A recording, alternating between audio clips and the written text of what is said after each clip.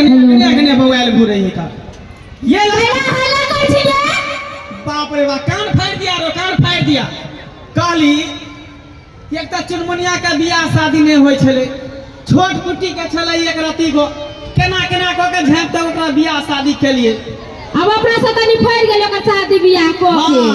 अब चाहे छै कि केना तो कर घर परिवार बैस जाए आ धिया पुता एकटा भ जाए ताकि मेहमानवा ओकरा मानदान करे अब तो धिया पुता हो जाते का धिया पुता के बहाने तो कनी मन से रखता है हां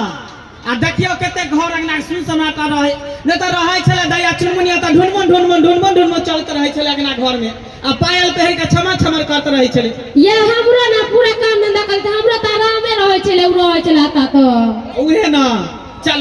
केना को के महादेव कल के त बियाह शादी भ गेले घर परिवार बैस गेले की हम तो कहै हे भगवान बहुने ननद के शादी भ गेले जे निमन हो गेले का हां टेंशनो एकटा खत्म भ गेले बुझे माथा के बोझ छै कथि करबै नहीं शादी बियाह करते कते दिन दूर पड़े के दिए हां चलो अब आराम करे छी दुनु गोटा चलू ना आओ